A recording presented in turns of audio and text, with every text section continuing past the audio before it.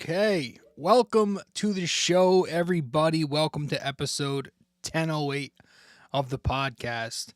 I appreciate you all tuning in, listening to BD4, watching BD4, wherever it is, whatever platform you're on. I do appreciate you all stopping by. Let's talk, man. The New York Knicks defeated the Chicago Bulls last night in a score that resembles one of 1990 something. Knicks Bulls 105-99. It was and it wasn't a good game. It wasn't like it was this defensive battle. Um it was a game that was pitifully slow in terms of Knicks just being slow to process, especially early on. But they got it together enough, I should say, to make this a game and eventually pull away. You know, you had some big plays late in the fourth quarter. Now, Chicago was also helping the Knicks out with some really bad turnovers late, but the Knicks had some big plays. Brunson had a big stop at the 5 minute mark, gets a steal. Huck Porty had a big stop the next time down with a block. Um, OG Anunoby with a big stop at the 3 minute mark, he gets a block. That leads to a cat 3-pointer the next time down to regain the lead for the Knicks. Mikal puts the nail in the coffin at the 30-second mark, knocks down a corner. So some big moments, some bad moments, but at the end of the day, the Knicks win, and they all of a sudden you look up and they have won 12 out of 15. And it's like ever since that very awful stretch that they went through in January, they have really found a rhythm here and they've gotten it together, and nobody is batting an eye because of the couple of losses during that span, right? And I think that's kind of valid, and I also think that's kind of insane. They're playing good ball, man, and we should enjoy it because not every game needs to be treated like a playoff game. In fact, that I think playoff games should only be treated like playoff games. Now, there are big picture takeaways, of course, and we're going to dive into some of that as we always do, but just enjoy it. They're having a good year. And as unfun as some of these wins might be, they are wins at the end of the day. And the regular season is all about staying healthy and winning as many games as you can to get the proper seeding. So they did that, and they came out of this game healthy. And I think the first thing we have to start with is Karl-Anthony Towns. A big performance from him last night. We're going to give him the game ball from the starting unit. Cat now has 11 game balls on the season for the Knicks.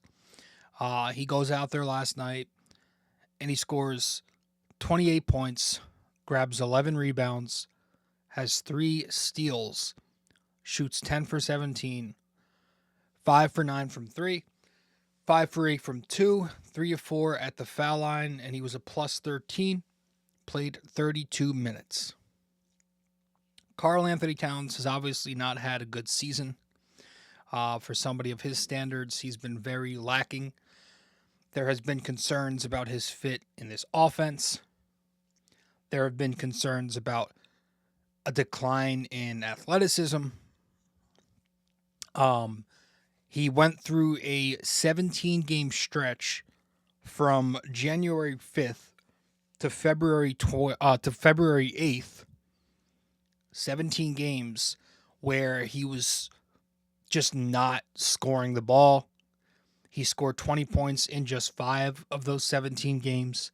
He was averaging only 15.5 points per game, shooting only 44.2%, shooting only 48.3% from 2, and just 34.9% from 3 on 3.7 threes a game attempts. Since then, he is in the midst of one of his better stretches of the season, maybe his best stretch of the season, but he's in the middle of a solid 5-game stretch since then where he has scored 20 points in all 5 of those games, and during this span, averaging 23.4 points, shooting 56.6%, 60.4% from two, 47.8% from three on 4.6 threes a game. So from that first span to the span that he's on right now, we've seen an increase in points per game by 8 points, in field goal percentage by 12%, in 2-point percentage by 12%, in 3-point percentage by 13%, and an increase in 3-point volume by one more 3-point attempt per game. So I think anybody who watches this Knicks on a nightly basis, you know, how does Cat get his best offense? Well, he gets his best offense when he draws the center. And it doesn't always need to be 5 out, because sometimes you just need the defense that you play to help you out a little bit by playing into your hands. And you saw that last night. Mike Brown didn't run 5 out once again last night. Few minutes top of the fourth quarter, I believe. But for the most part, it was a lot of Josh Hart. It was a lot of Jeremy Sohan. It was a lot of Ariel Hukporti.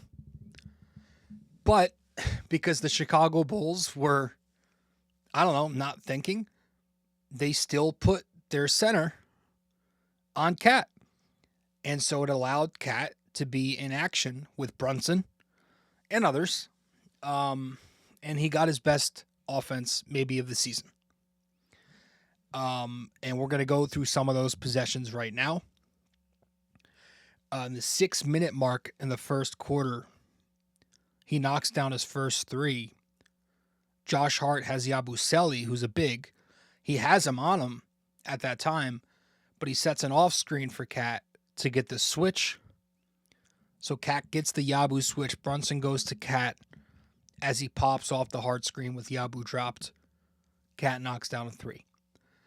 The next time down for the Knicks, Cat knocks down his second three. He's got Richards on him, who's dropped all the way back as Cat is spacing at the top of the key. So Hart goes to Cat for a wide open three. The next basket for the Knicks, Cat gets a finish. It's a catch and go, pump and go on Richards. Just overpowers him on the drive.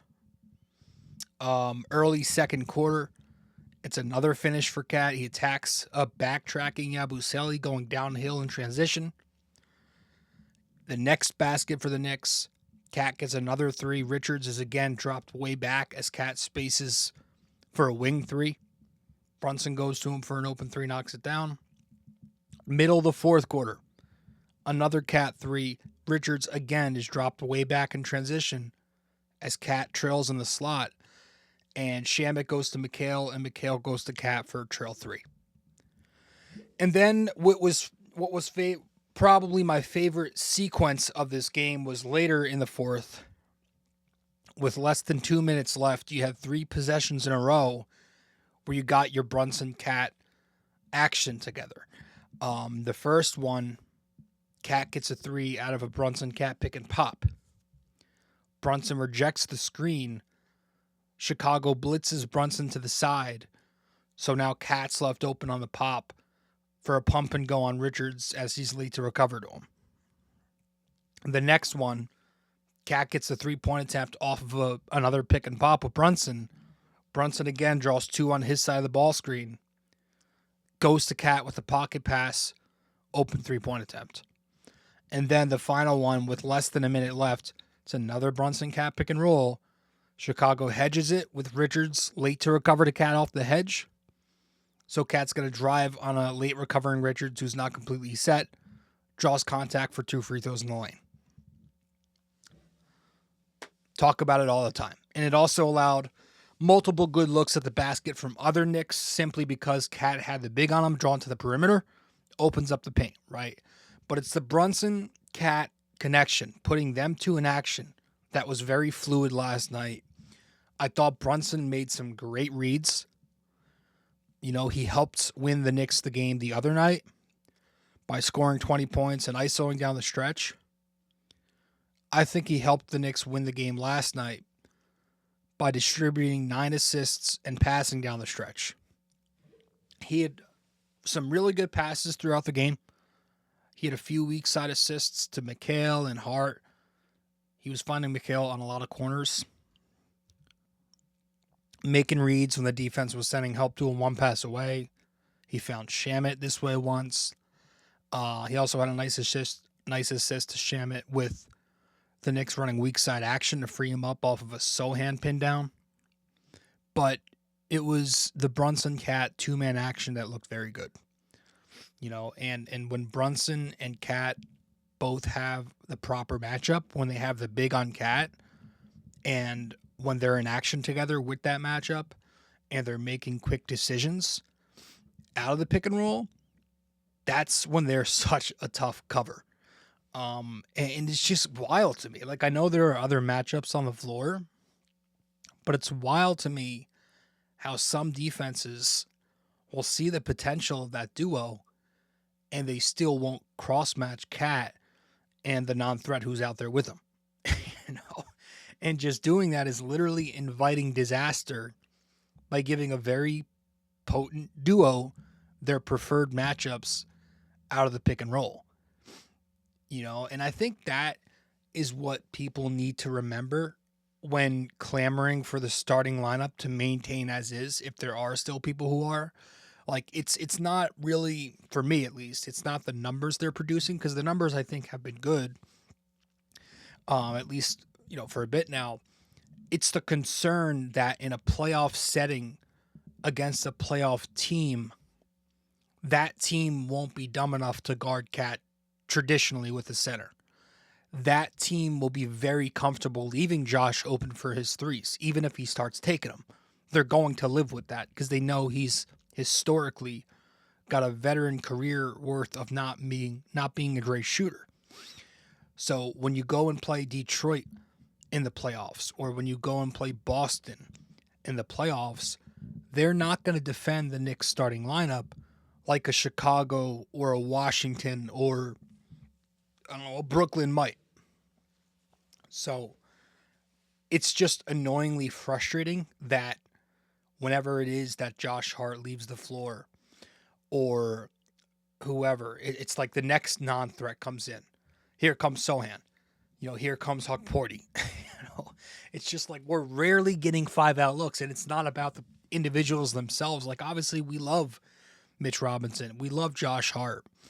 But I just wish there was more of a balance toward going to a rotation that emphasized spacing in 2026.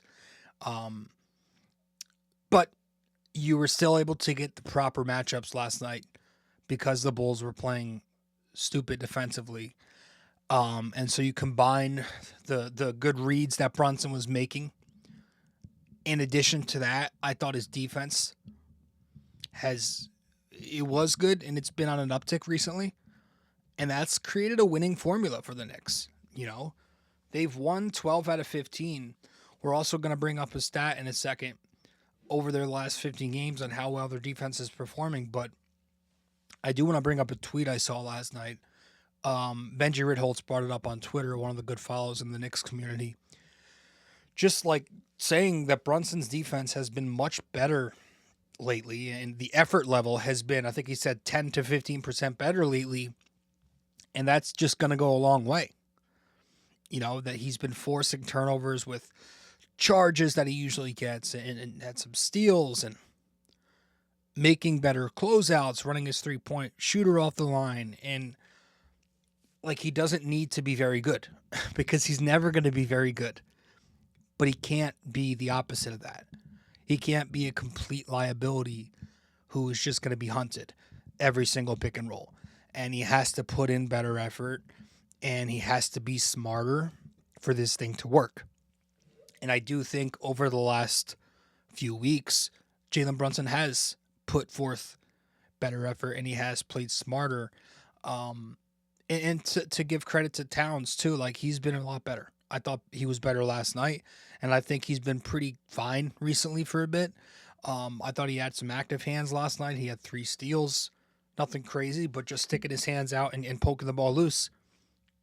But with both of them being on the uptick they've been recently, that's helping the Knicks in playing better defense. And so as they've won 12 out of 15, you look at their last 15 games overall from the 21st of January to the 23rd last night, or the 22nd last night.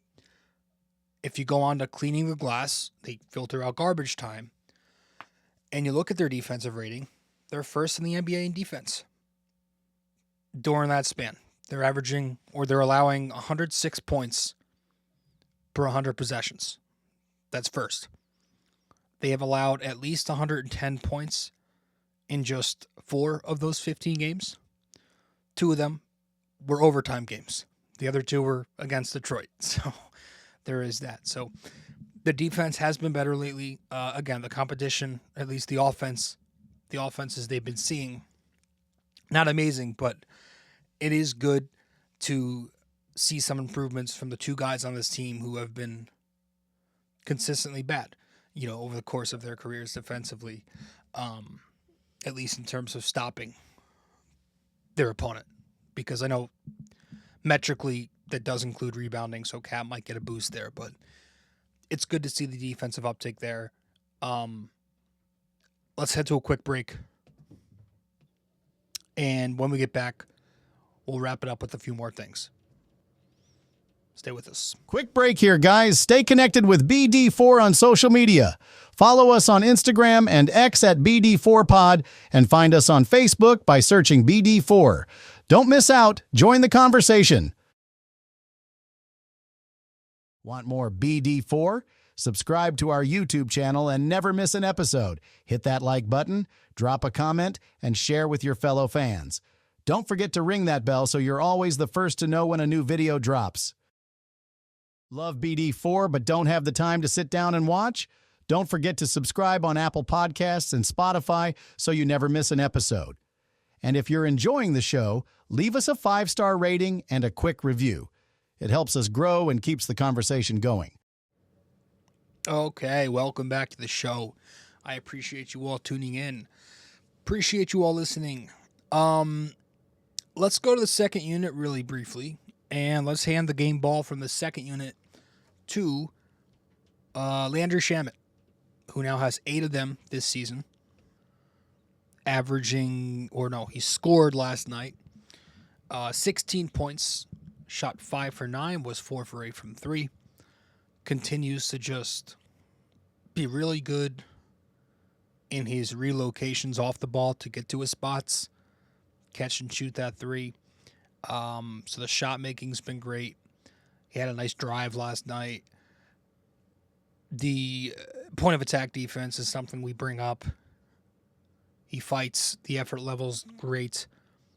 It's just, where would they be without him? I know we say this a lot, but with Deuce down and just, you haven't gotten the perfect consistency yet from Jose Alvarado. Landry Shamet holding it down for the second unit. Mitch is sometimes he can play, sometimes he can't with these back-to-backs. Having a consistent presence like Landry, now that he's back healthy again, is huge. And so we're talking about a guy who was on his last lifeline. Nobody was picking him up. He could have easily went elsewhere. The Knicks give him a veteran minimum contract, and he's been giving them the best value you can get out of that. So I'm going to give him the game ball from last night's game. Deserves it once again. Kind of weird he only has 8, but he absolutely has deserved it. And that's it. Up next for your Knicks, the tough schedule continues. You got a lot of road games coming up. If you include this Chicago game, that's 10 of 12 on the road for the Knicks. So 9 of their next 11. Obviously a lot of that's going to be that West Coast trip in early March. But you're in Cleveland on Tuesday. And that's a team that's always going to be a tough game. And then you're in Milwaukee on Friday. to close out the month of February. So that's what's on the schedule for the Knicks coming up. We'll see. But with that said, let's wrap this up with our trivia question. And that is, when was the last time the Knicks lost a regular season series to the Bulls? All right, so give me the year. When was the last time the Knicks lost a regular season series to the Bulls? Let me know the answer. That's it. I appreciate you all tuning in, and I'll see you in the next show. Hey guys, thank you for listening to BD4. Be sure to follow us on social media, subscribe to us on YouTube, and give us a 5-star rating on Apple Podcasts. We'll see you next time.